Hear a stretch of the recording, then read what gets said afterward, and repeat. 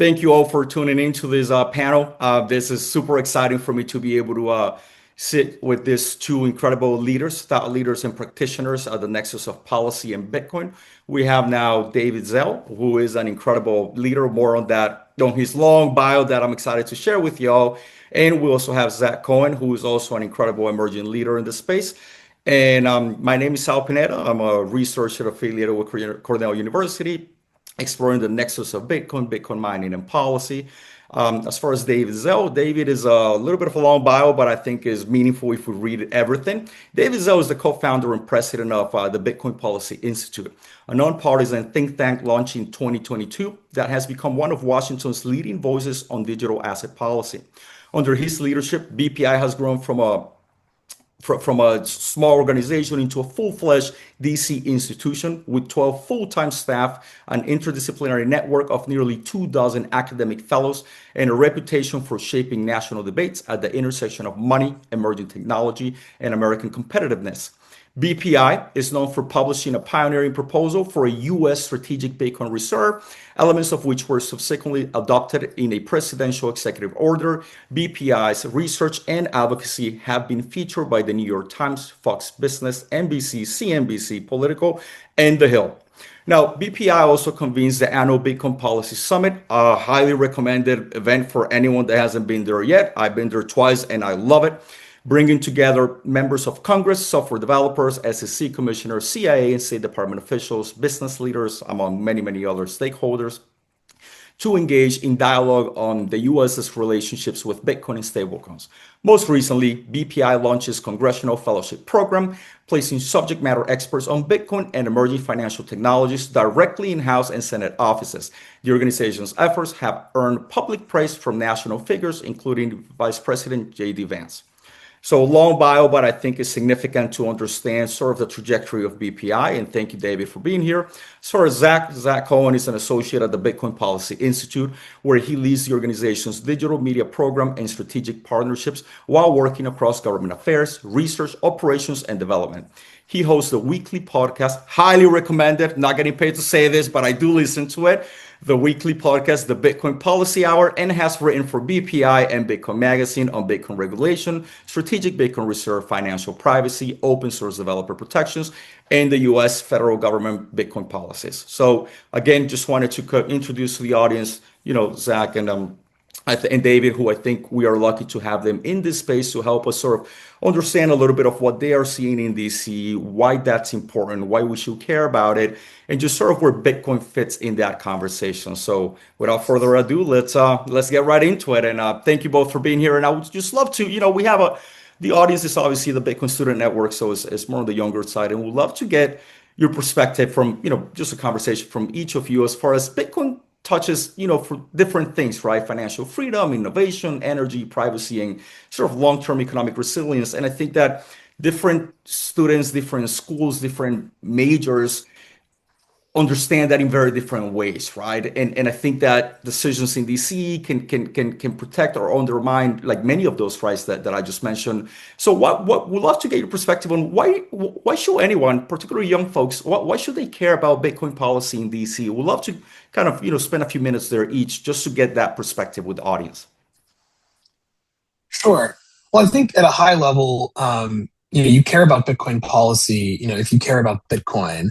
And I think everyone should care about Bitcoin, particularly young people in the United States. At the highest level, I think most people understand why monopolies are bad. When there's only one game in town for a service or a good that you need, the producer of that good, the seller of that service, has no real incentive to look after your best interests because they know that you have to shop with them no matter what.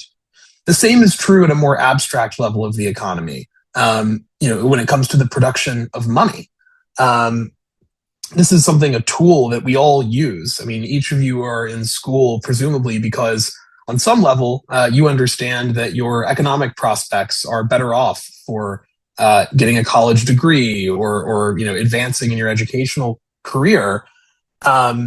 But if the end goal that you're working toward, the accumulation of money, the ability to sort of store your wealth, do things with it, if the rules of that monetary system are monopolistic, that's probably a reason that you should pay attention.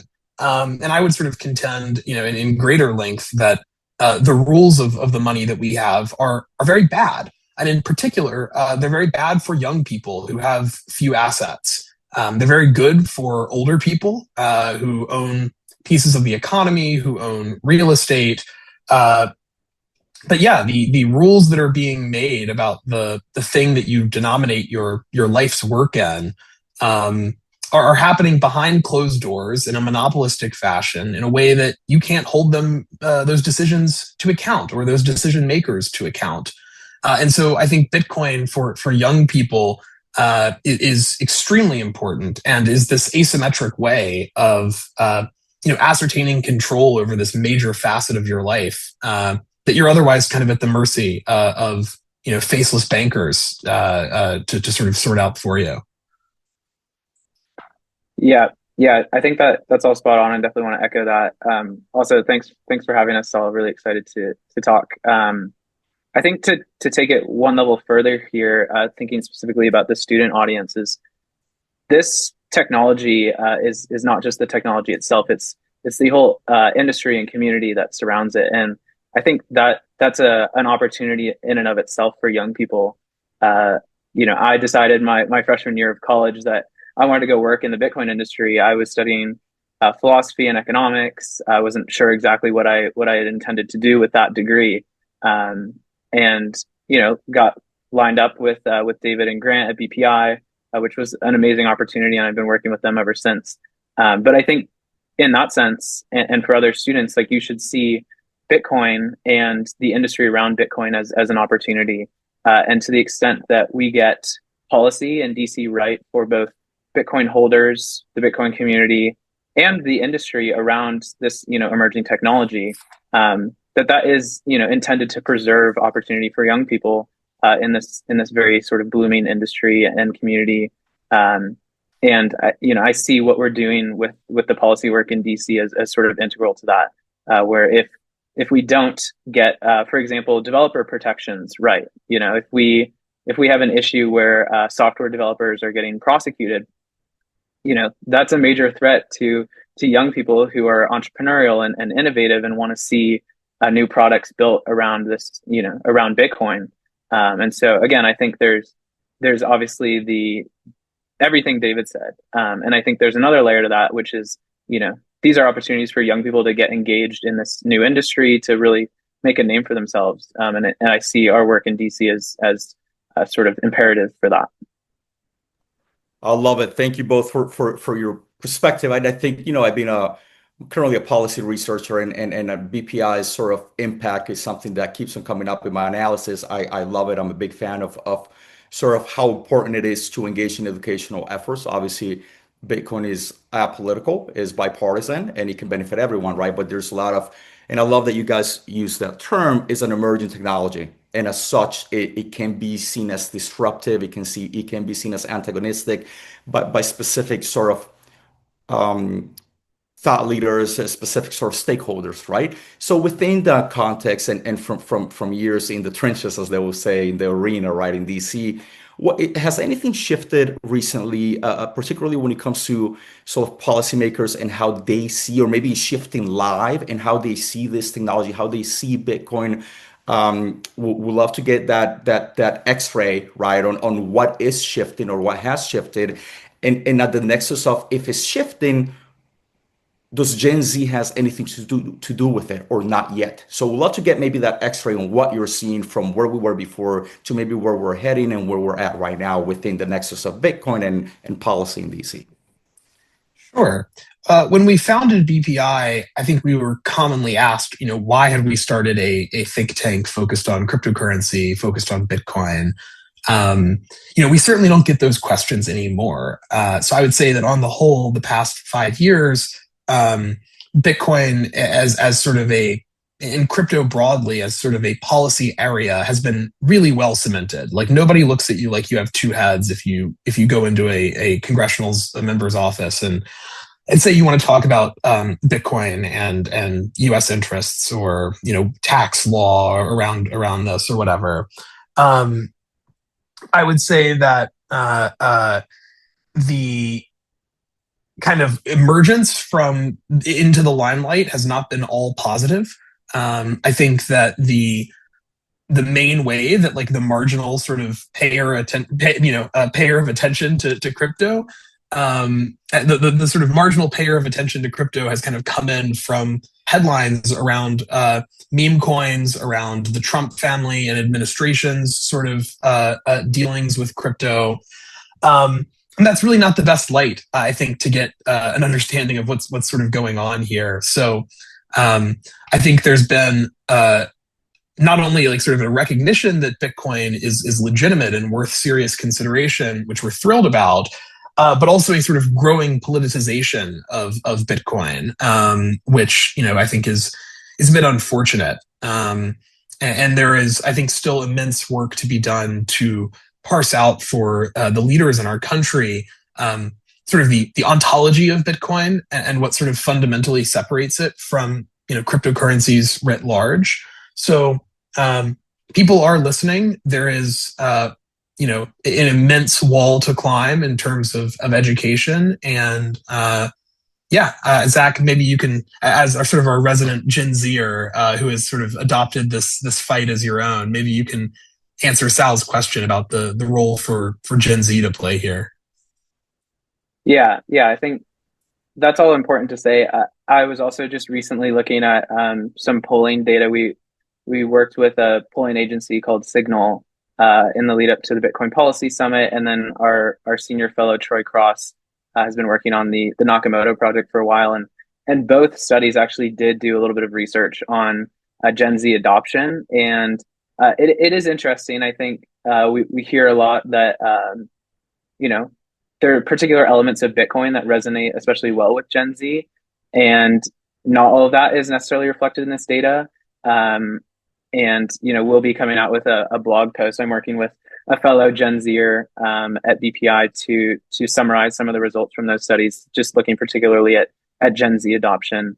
But what is the case is that of all of the sort of demographics, like age-wise, that were tested, Gen Z does rank among the highest level of adoption among all the participants of these particular studies. And I think that is extremely notable, especially to the extent that these are young people who are potentially like new to investing, right? As opposed to baby boomers or people who are my parents' age, Gen X, I guess it is, who have spent 30 plus years investing. They know what to look out for.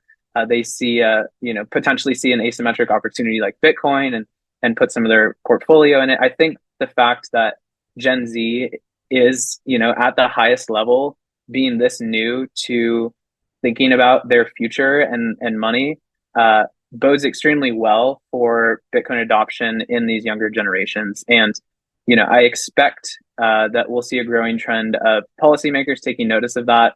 One thing David and I like to talk about all the time, and David, this is, I'm going to steal these words from you, but there's a massive wealth transfer that's about to happen, right? We're about to see a massive transfer of assets from baby boomers who overwhelmingly support, sort of traditional financial assets, gold, for example, right?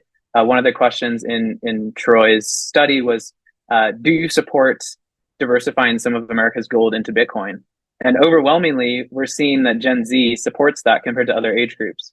And so you think about this wealth transfer, and you think about, the ways that America's reserve assets might shift with that, sort of change coming down the line. And so, again, I think policymakers are increasingly going to take notice to the level of adoption among Gen Z. I'm sure that they already are, but I think that trend's only going to increase. And as we see Gen Z sort of, grow up, and we see Bitcoin grow up, I expect that Gen Z will really kind of lead this shift in assets that we hope to see over the next 10-ish years. I appreciate those answers, and having been a founding member of the Cornell Bitcoin Club up in Ithaca, New York, so almost upstate New York, one of the questions that I got, my focus is sort of policy, sort of that type of framework, and I remember folks saying, "I'm in Ithaca. what can I do to help for, advancement, adoption? How can I engage folks in DC? How can I make sure that my protections for the right to self-custody, the right to transact, right, are protected? I'm here, I'm a rising sophomore, I can vote, but I have 2 more years here. So within that context, and consider our audience is students, right? The Bitcoin Student Network, you know, if Congress ultimately responds to local voices, right, whether the senators or House of Representatives, they ultimately come after winning elections in their state, whatever that might be. How can young people influence sort of state, city level conversations that ultimately shape federal decisions? We'd love to get your perspective, right? And that's sort of with Yeah. the perspective of the ethos of Bitcoin. Like, what are some practical entry points that we can kind of connect with the audience and say, hey, listen, I get it. You might be a sophomore or junior, somewhere far away, but this is what you can do. We'd love to get some practical Yeah. steps from you both. Yeah. In a sort of roundabout way, I think one of the best ways that, like to your point, if you're a young person in a small town, you're not in DC, I think one of the clearest ways that you can sort of advocate and sort of affect change is really just by onboarding merchants and users. Something that I did when I was in college, we'd go to the bar or whatever, and I just refused to use Venmo as like a rule. You want me to pay you back for dinner? At the time, I think I was using Strike. So I was like, you have to download Strike. And it's like, why? And it's like, I don't know. Do you really need to know why? Like, do you want your $20? Like, you can withdraw it, but like, I'm going to pay you in Bitcoin. So you don't have to be like a social terrorist like me and just force all of your friends to download, Bitcoin wallets. But I think it really is stuff like that moves the needle. And especially with the announcements from Block and Cash App last week, where now millions of merchants who are using those Square card readers, they now have the option to accept Bitcoin payments, where if the merchant isn't interested in holding Bitcoin, they can just take the money and it's just Bitcoin is the settlement layer. So USD to Bitcoin to USD. They can also save some of those proceeds in Bitcoin. But those merchants have to turn that on. And so when you look sort of just broadly at how political power in the United States is accrued, it is often by, sort of building big tent coalitions. And so, if you can get the merchants in your neighborhood and your community to use Bitcoin, then all of a sudden, you can go to your elected officials and say, half the businesses in, the largest city in your state are using Bitcoin daily for payments. So I would say like, it's not just like going and putting on a suit and going and talking to lawmakers. The real end game for Bitcoin is that we're too large and too many Americans are using it to either protect and secure their wealth or to transact because they don't want to get raked over the coals by the Visa MasterCard duopoly and by credit card fees. So I think, if I'm, 19 and in a small college town, I think step one is I'm going to go print off those materials from Block's website, and I'm going to, go shill every single merchant that I shop with and say, if you want my beer money, you're going to have to turn on Bitcoin payments, or I'm going to go to the guy next door who will take my Bitcoins. So yeah, I would say stuff like that has a much larger impact than you might think. I have a somewhat similar answer. And this answer actually stems, I think, from a major recognition that we have at BPI, which is that policy change doesn't come solely from kind of DC advocacy. It doesn't come from lobbying. It comes from like changing narratives, and it comes from changing perspectives, both among the press and the general public. And I think there is a recognition or sort of a sense among the public that Gen Z is primed to adopt Bitcoin.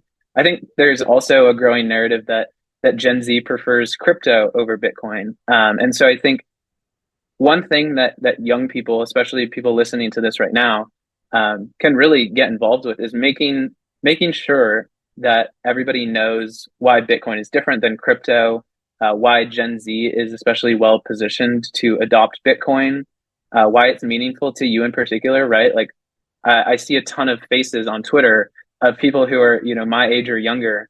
And those faces typically, get a lot of attention, right? People see young people coming to this technology, feeling hopeful about their future, and they resonate with that. Because I think that's largely what this project is about. And so, the call to action here is to change the narrative yourself, to talk to the people around you, to try to reach a bigger audience. I think we're obviously living in the age of content, of quick content, of people seeing things and latching onto them. And I think Bitcoin doesn't have a PR department. We are Bitcoin's PR department. And I think to the extent that young people want to have an impact, we get the content game better than anybody else. And so, yeah, leverage that. Like put yourself out there, jump on Twitter. I myself could be better about tweeting more, but I think that's a really important thing to do. If you're someone who's really good at short form content, make some Bitcoin 101 videos and share them with your friends. I think to the extent that we can shape the narrative here, that we can say, Gen Z is basically betting our futures on Bitcoin succeeding, that people are going to take notice of that, and that's going to send very, very strong signals. So that's my suggestion. Thank you both. And obviously, this is a conversation that we can have for hours. I'm a big policy geek, but in the interest of time, we will wrap it up with one question that asks specifically in one sentence for each of you. In one sentence, what role do you expect Gen Z to play in shaping Bitcoin's policy future over the next 5 years? Just one sentence. And obviously, we're grateful to the Bitcoin Student Network for sort of supporting this and being the audience and the Bitcoin Cultural Hub for powering this. So shout out to Kyle and Sean for it. But let's finish with that one sentence, each of you, please. That by virtue of widespread adoption among Gen Z, this age cohort will be the group of people who cement the majority of the American population as Bitcoiners, and in turn make it politically infeasible to attack or ban.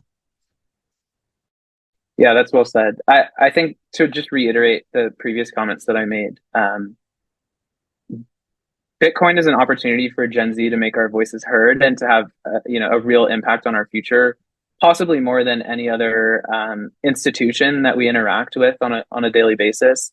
And it is incumbent upon all of us to both use Bitcoin, talk about Bitcoin, and make sure that policymakers know that Bitcoin is sort of embedded with the ethos of Gen Z. It's embedded with our futures, and we care deeply, deeply about Bitcoin.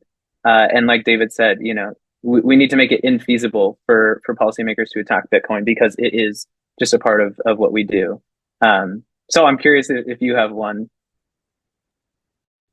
I think that Bitcoin is the future and Gen Z is the future. Therefore, Bitcoin is going to win and is already winning.